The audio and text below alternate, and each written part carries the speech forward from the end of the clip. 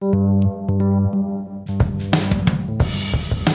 is episode number 106 of the Homeowner Show. Whether you're DIY or looking to hire, we're here to help you find the best information and options for you and your home. My name is Kevin Hackett, and here with me is Craig Williams. Hello, and welcome to the Homeowner Show. We're glad that you could join us, unless you're from Kenosha and your city's on fire and probably not doing so well right now. Everybody else seems to be doing okay, though. There is a lot of craziness going on in the world that we live in today. Yeah. In fact, my brother-in-law, who is a firefighter, that was fun. I didn't turn the boopity boop off again. There you go, everybody. Yep, there it is. And it just keeps going. It does. It feels like forever. Yes, it's like a bad headache. It just lingers. Yep.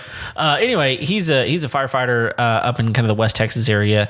And a couple nights ago, they had like 9 fires that broke out from lightning. So, I mean, just really? crazy stuff. And that's the same night that my brother, who lives up in Amarillo, they had 1.5 inches of rain. And then it was so dry a little bit south Seems like of they there. could have just traded. It would have been better.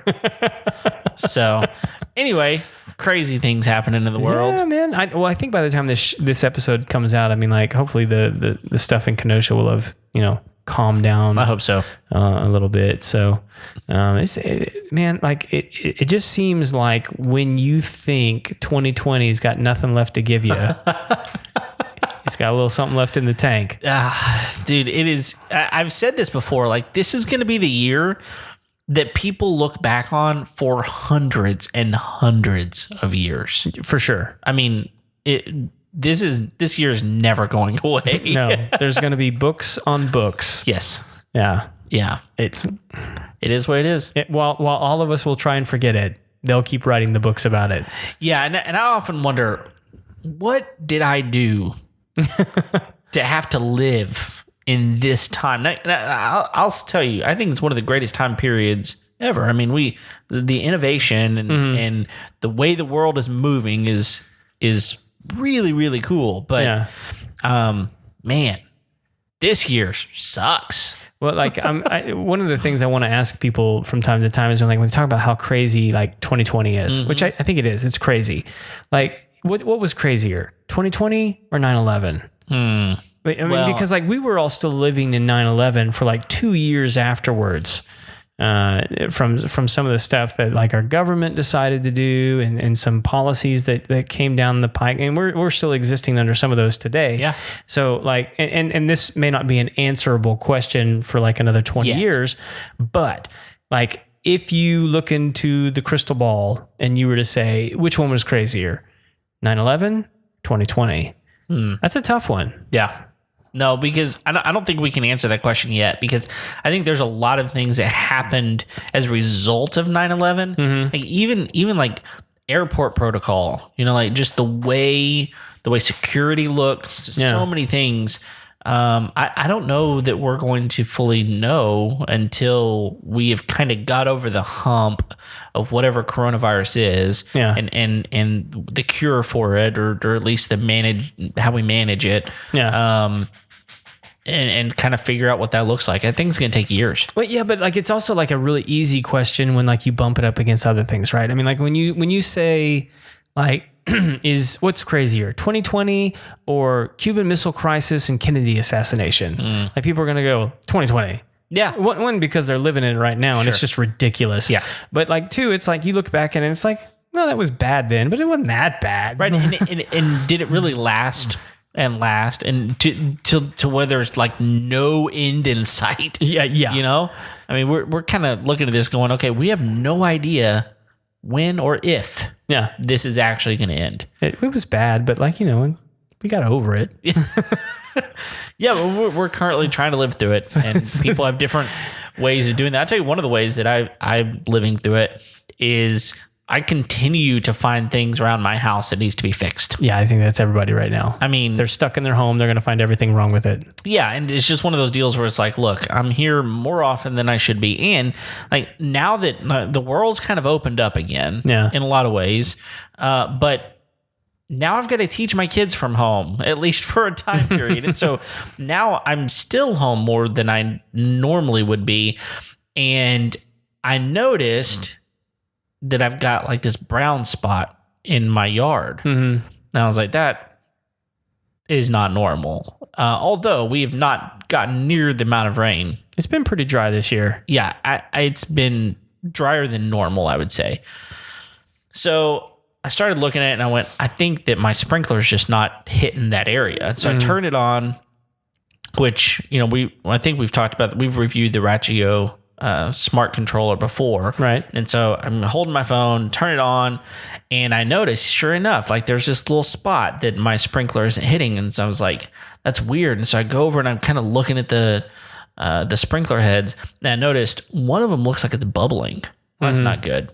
So I decided to get my hands dirty, dig the thing up. And those of you that may, or maybe you have a sprinkler system, you don't really do much with it, or maybe you've never had one. Sprinkler systems are really pretty easy to work on, but they're a pain in the neck. Yeah. Because, you're digging things up, and you got to, a lot of times if it is bubbling like that, you got water and you got to figure out how to get the water out. It's muddy water. It's just it becomes a mess. Yeah. And it always takes longer than you think it's going to fix it. And you go to the box store or wherever you go to get the supplies you need, and you come home and you're like, that's not what I actually need. So you got to go back and get something else. Well, that happened to me a couple of times, actually. But luckily, the only thing that was bad was the riser. Okay. So, you got the pipe underneath, and then you got a riser, and then you put the sprinkler head on top of it. And the riser had a crack in it. And thankfully, that was the only issue.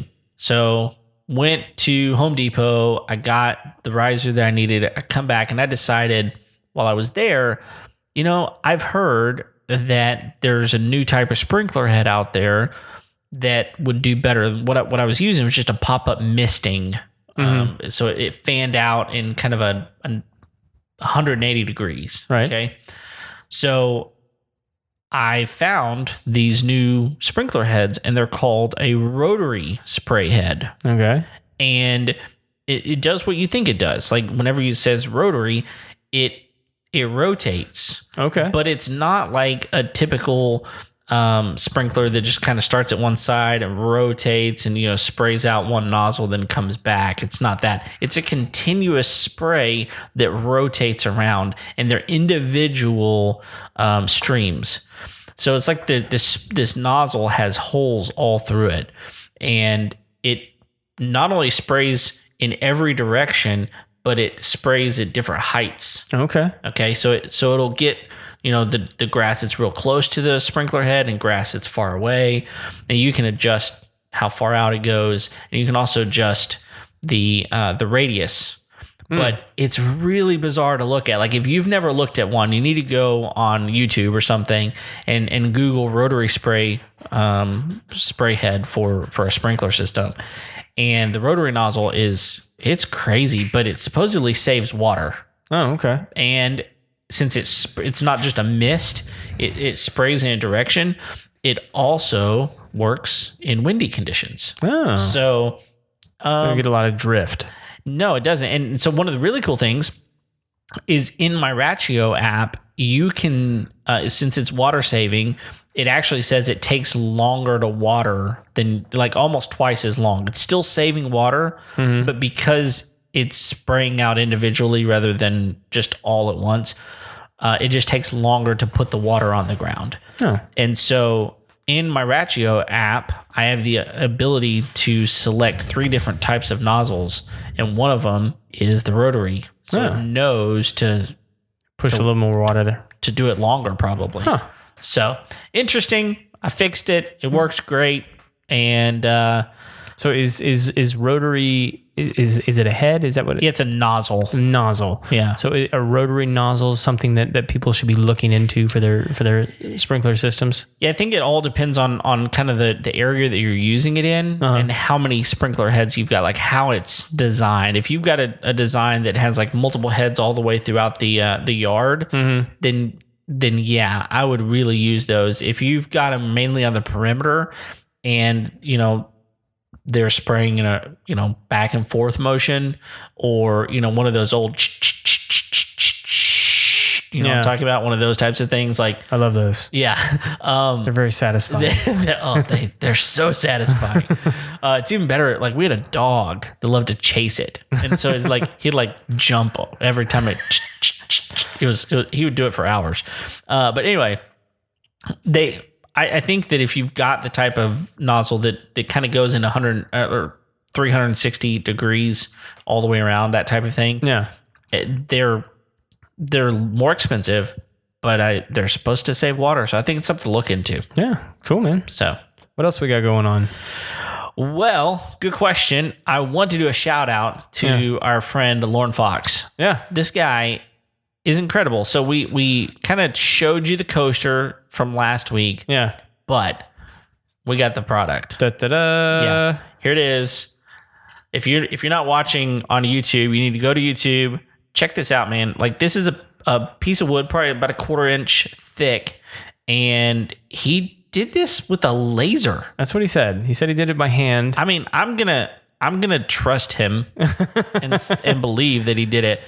But it's spot on, man. It's amazing how good it looks. So go to YouTube. If you're not already subscribe to our YouTube. You'll get notifications when we push stuff out. But go look at that thing. He's got an Etsy store. He does. Yeah, we're going to link that up and be on the lookout for that sign in future episodes. If you're watching on YouTube, because I'm going to put it on the wall right over chair. Right over there. And it'll be displayed proudly here in the studio. Yeah. That may actually be like one of the things that people end up getting their picture made by, as well as the massive logo, the 7-footer. Whatever it's called. I don't know. It's a massive wheel. That's right. That's what it is. It's awesome. So yeah, that's a really cool piece of art, especially if you got like any kind of logo or business that you're trying to promote. Like, man, it was pretty affordable too. Oh yeah, for sure. I mean, like he made one for my other business too, and for that one, the other one that he made me, he actually made like a little stand for it to sit on, and, and so it's actually up on a shelf in my office. Cool. It's awesome. Well, it's not actually. I think someone took it out of my office because they wanted it. Nice. It's sitting in someone else's office who's actually in the office more than I'm in the office. There you go. So cool. I'm not an office guy. Well, no. I have an office. You're in the field. I'm not in the office. No. Ever. No. So, but c'est la vie. C'est la vie. Well, we've got a really, really fun episode. Yeah, we haven't done a top 3 in a while. No, it's been a while. And this one is kind of... timely. It's timely. It was born out of tragic situations a little bit. But we're going to do top 3. What's it going to be about? We're going to do a top 3 of your top 3 hurricane resources. I guess it would probably be or your hurricane items. Yeah, like the post-hurricane items. I guess like the must-have things in the event of a hurricane. Yeah, and after that goes through, what are you going to have? What are the top 3 things you need to have? Yeah. Because we here in Texas we by the hair of our chin missed 2. I guess one tropical storm and one did it get to Category 5?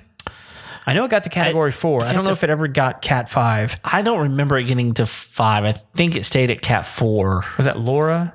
Yeah. So we had Marco and Laura, right? Yeah, we had Marco first, right? No. We had Laura first because it's alphabetically so, right? Well, I don't know that means that they hit. No, but it formed first. Laura formed first, and then Marco came, and we had a lot of people wanting to petition Laura to be renamed to Polo. Yes. Which is kind of funny. Should have been. But yes, it was Laura, and Marco just kind of disappeared. Yeah. It was kind of like, I don't know what he ended up doing, but I don't know. I'm sure he bothered somebody.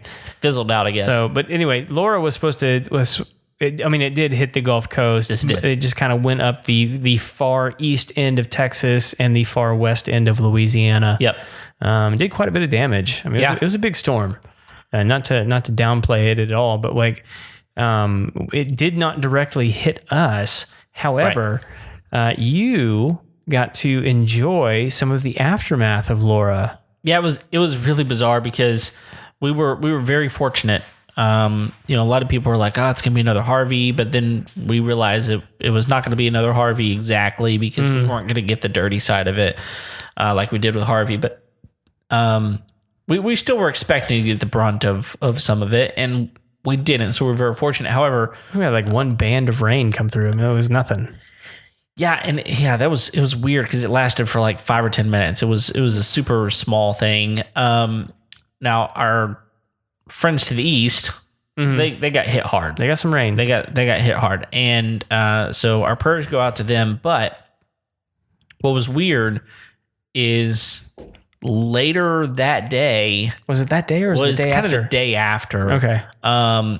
We lost power for like 7 hours. Yeah. We lost power.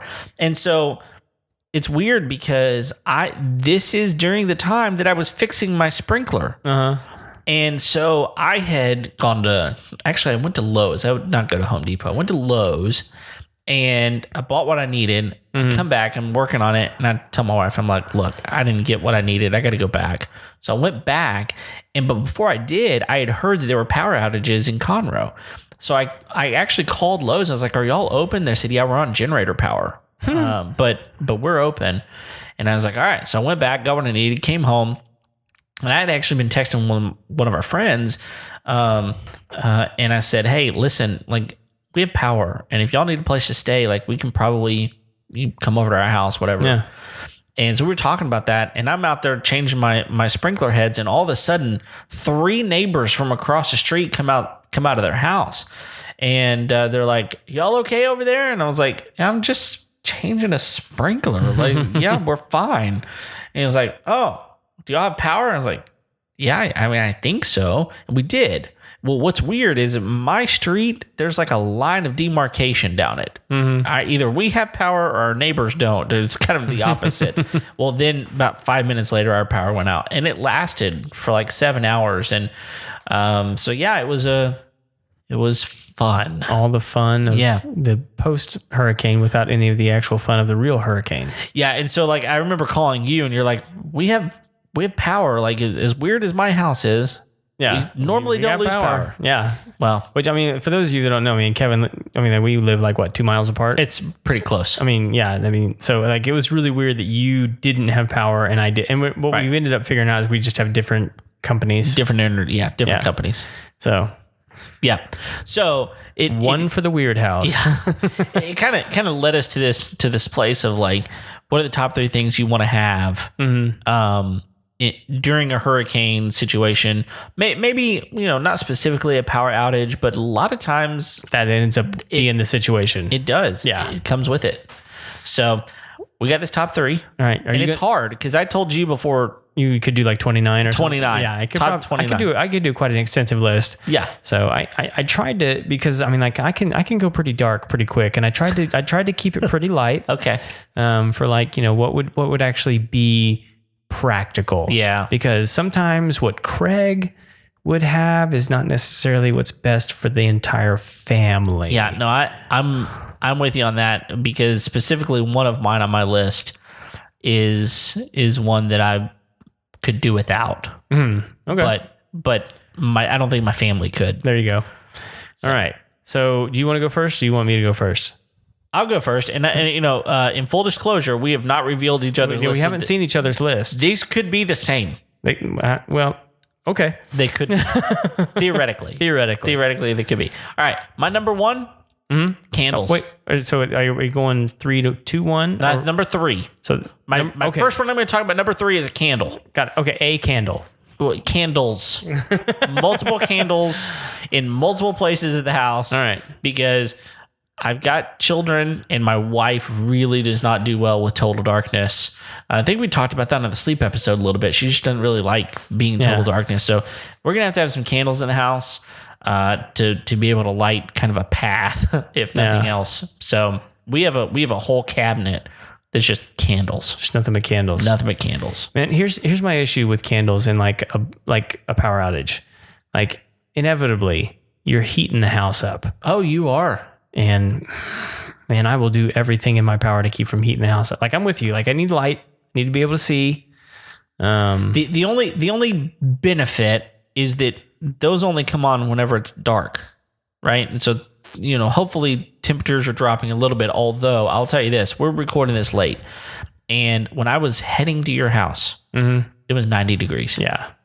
And so this time of year, it just doesn't cool off. Brutal. Yeah. So, yes, that is the case. Now, if you're actually in the midst of a hurricane and it's raining, the likelihood of it being 90 degrees in the middle of the night is that's pretty low. Unlikely. The temperature does drop pretty significantly. Right. So, okay. I like it. That's mine. All right. Number 3 for me, wind-up radio. Oh, yeah. So I actually have like a fancy Red Cross version of one of these that I take out from time to time. And like they have multiple bands, not just FM AM either. And can actually, in theory, charge other devices and things like that.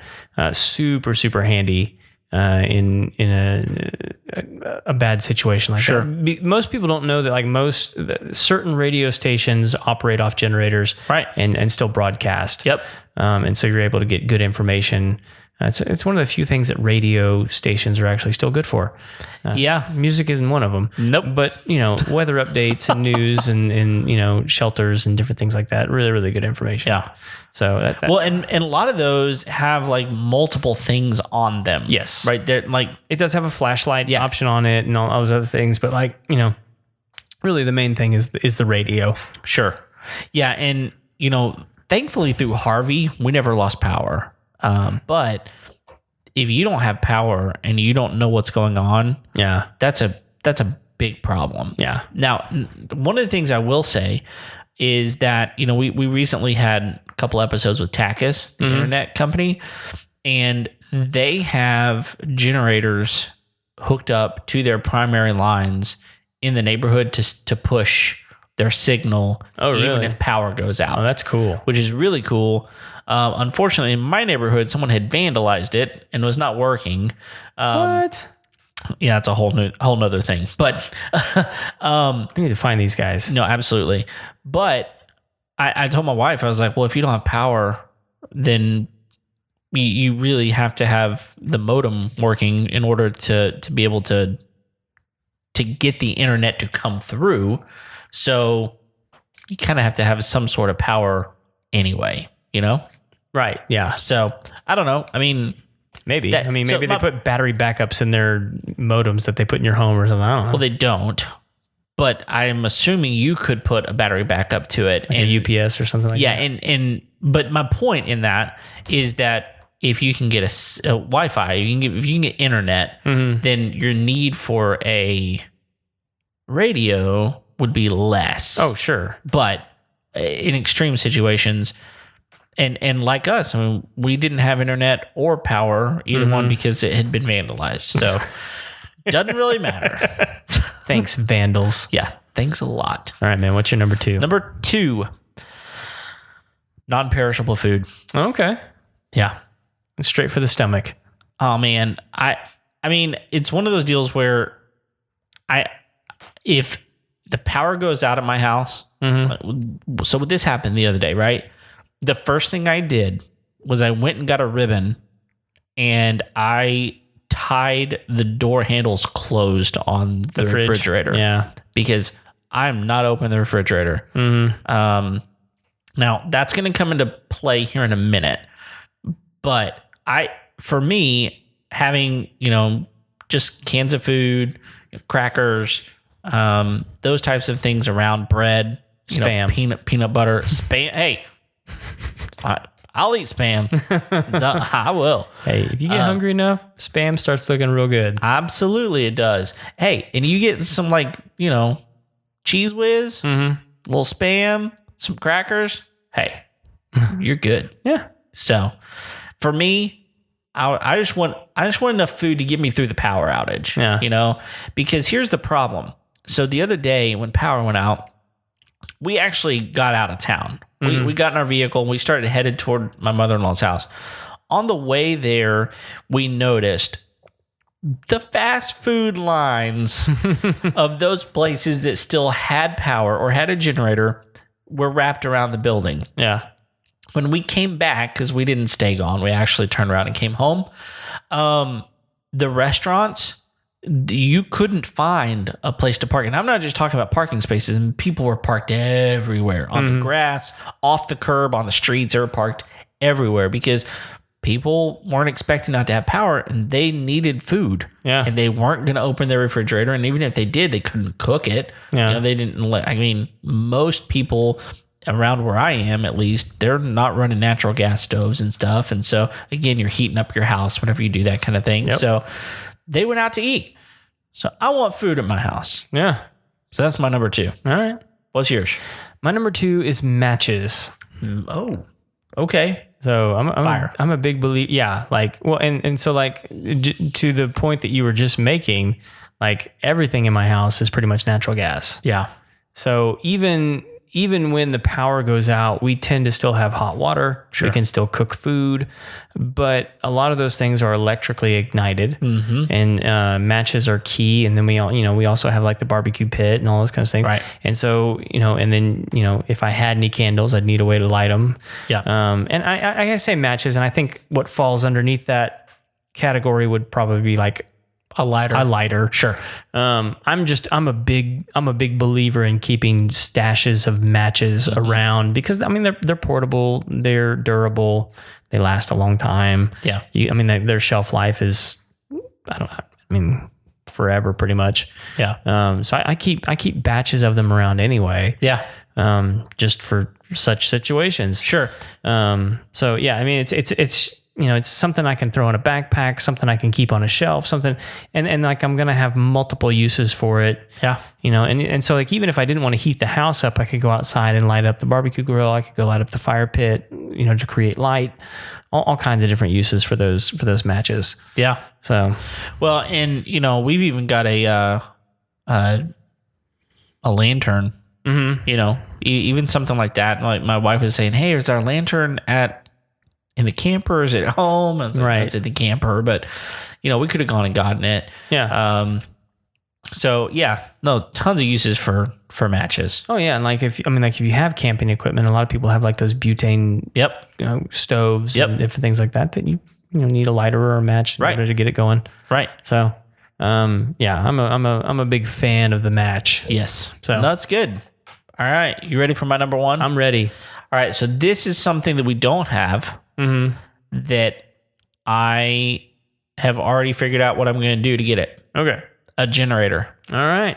Well, let me just pull this Band-Aid off. We both had the same number 1. All right. Yeah. Hey, a generator. So I'll tell you, for me, I've done the research and I've had people come out to my house and analyze what it would cost to put a stationary in-home.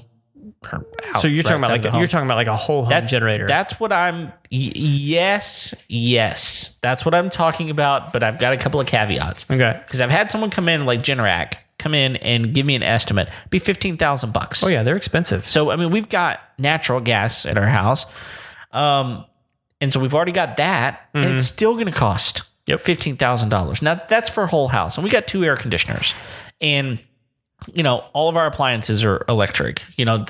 So that adds up pretty quick. It does. Yeah. The only thing that we've got natural gas going to is our heater and our furnace and our our hot water heater. Okay. So everything else is electric. So yeah, once you start putting on now we've got LEDs everywhere, but still $15,000 is what it was going to cost to get a whole home one. However, there's a workaround, because what a lot of people do with their generators, they've got a portable generator and they just run, extension cords into the house, sure, which is fine, which is great. It works. You can unplug your fridge, plug it into that. You can do the same thing with, a fan, lots of other things. What you can't do, however, is you can't run your air conditioner off of that. Mm-hmm. So I'm not spending $15,000 on a generator, especially whenever I've got to leave it with the house. and I guess it's something that would be a good question to ask, a realtor or someone. Does that actually add value to your house? I'm sure it does. I'm sure it does. But you're not going to get $15,000 worth out of it. Probably not.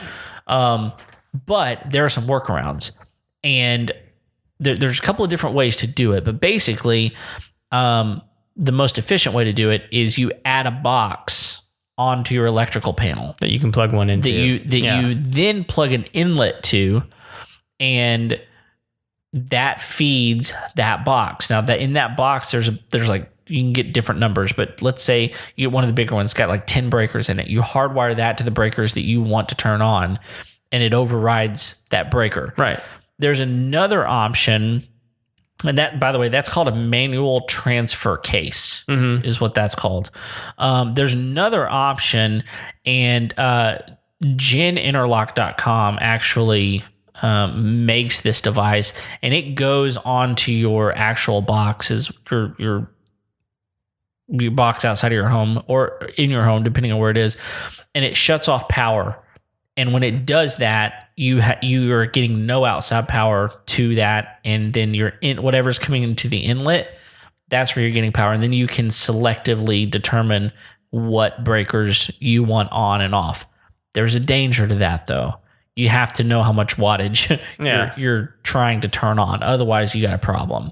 So it kind of depends, like how safe do you want to be versus how much do you want to know. So what I want to do is, for me, I want to do that second option where I can turn on whatever breakers I want, because I want to be able to run one air conditioner, turn it off, and run another one, go back and forth.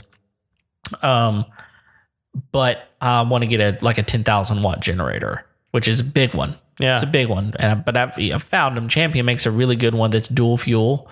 So it uses gas or propane.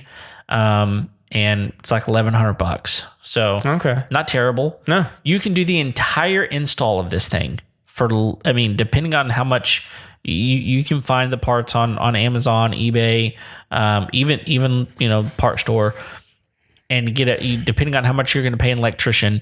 I know a guy who's done it in 2 different houses for less than $1,500, including the generator. And I'm sitting here going, man, forget needing to have this, that, or the other as far as lights, candles, food, whatever. If I have all the power back to my house for $1,500 and I can take that generator with me, so I've really only invested like maybe $400 into the infrastructure to make that happen. For me, that's money well spent. Sure. And it is going to happen before hurricane season next year for me. So that's my story. All right. And that's where I'm going. Yeah, I'm a big fan of the Generacs. We have one on the office. Okay. And it's been, they've been a fantastic company to work with. Sure. I think they're great. Yeah. No, I'm not shunning them at all. I have zero complaints. Right. The other thing that we've looked into is, it's kind of like a generator, but like a whole home battery that's powered by solar cells. Right. So, and it's essentially a generator. Yeah, it is. So if you've got solar panels on your house, you need to put a battery on it. For situations like this, yeah, you do. Right. And sometimes, whoever your installer is, just make sure that they know what you're doing so that you can have enough power to the things that you want power to, like you're talking about with air conditioning and refrigerator and lights and all those kinds of things. Because sometimes those batteries can't handle it all at the same time. Right. So you just need to make sure you've got what you need in order to power the things you need to power. Yeah. Depending on the time of year, I may not be as concerned about the air conditioning as much as I am food preservation. Yeah. Because that's one of the things we were talking about, like the amount, think about the amount of food you've got in a freezer and a refrigerator. Right. If you've got separate freezer and refrigerator alone, it would cost us hundreds and hundreds of dollars to replace a lot of that. For sure. Yeah. And condiments and all kinds of stuff. Well, not to mention, like, if your freezer thaws and like that goo just goes everywhere. Because then you're potentially gonna have to buy a new fridge or a new freezer, even. Right. So that's hundreds, thousands of dollars in and of itself. Yeah. So anyway, that's our list, people. Yeah. So if we left something off that you think is just absolutely vital, important, let us know in the comments on the YouTube page, the reviews on the podcast, and maybe on Facebook, Instagram. Don't do it on Twitter. No, because we're not gonna respond. Nope. So you know what? Knock yourself out. Hey, I challenge you to give us a reason to go to Twitter. Test our resolve in this. Right. And don't be mean, but sure. I mean, I guess if you want to be mean. Be mean, and it might drive more traffic. No, I mean, I'll put it this way. Nobody else is going to see it. No. So it doesn't matter, really. But yeah, send us a note. Let us know if we left anything really, really important off the list, because we probably did. Yep. Because we're not hurricane survival experts. No, even though we live in the area. We've seen a few. Well, you've seen more than I have. So, and... they can be devastating. They can be no big deal. But they're all different. They're all a pain. They're all a pain. They're all different. And like you're like, here's the weird thing, man, is like there was almost like this feeling of disappointment over people when we didn't get it.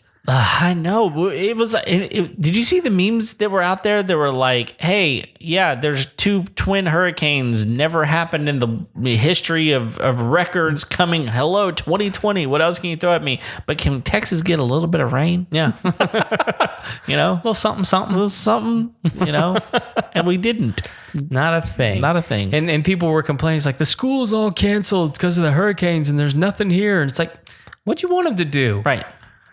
So yeah, I mean, and they're like, "Hey, look, you're already working, you're already doing school from home. Why can't why are we canceling school?" It's like, we don't have any power. But the real funny part is like they canceled school on Wednesday and Thursday. Yes, specifically because we might get hit by the hurricane, and then they had to cancel it on Friday because they didn't know if they were going to have power. Right. Because of the rolling brownouts. Yeah, it was the weirdest thing ever, which that's what they call it, a rolling brownout, because they were, here's what happened.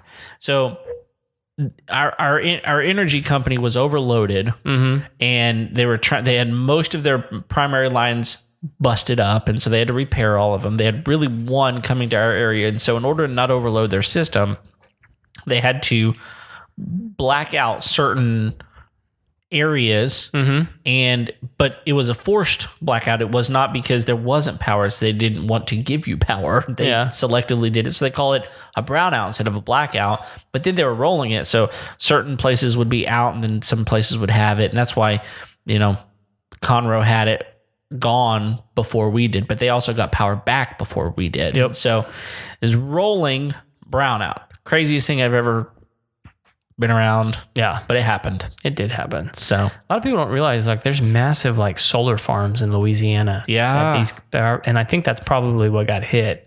And they were having to repair the lines of these. I mean, like, because these things are the entities that are helping provide the power for this area. That's right. So that's it. So anything else, Kev? No, I think that's it, man. Thank you for downloading today's episode. We thank each and every one of you. If you have not already, go on iTunes, rate and review us. We would love that. And don't forget, you can always get a hold of us at info@homeownershow.com. Thank you for telling other people about us. If you got any questions, let us know. But until then, we'll see you next time. See you.